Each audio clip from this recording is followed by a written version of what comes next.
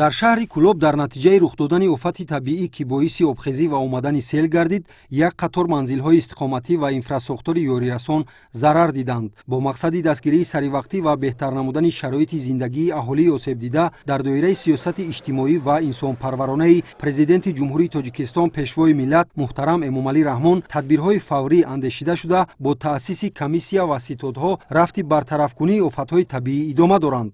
Дар доираи тадбирандешиҳо ҳамзамон ба оилаҳои зарардида кӯмакҳои моддӣ ба миқдори назаррас дастрас карда шуданд.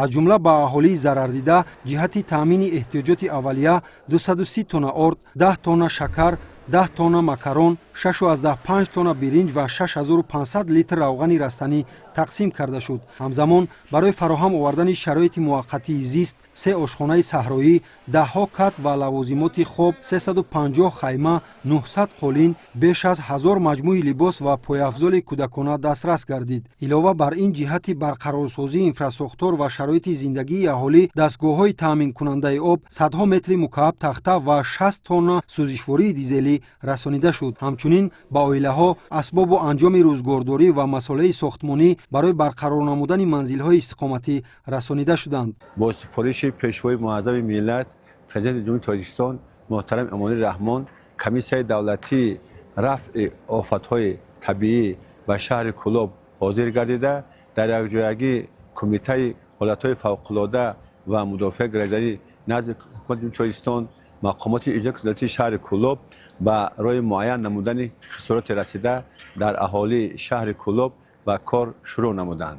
чӣ тавре ки мо шоҳид ҳастем, аз рӯзи аввали расидани хисорот дар натиҷаи офати табиӣ, пешвои муаззами миллат ба шаҳру Кулоб таваҷҷӯҳи хоса зоҳир намуда, дар як маврид барои дастгирии мардуми аз офати табиӣ зарардида кӯмакҳои аз қабили маводи сохтмонӣ, маводи ғизоӣ, маводи рӯзғор ва дигар ашёи рӯзғорро сари вақт дастрас намуда, ба аҳолии зарардида комиссияи давлатӣ тақсимоти онро шурӯъ намудааст.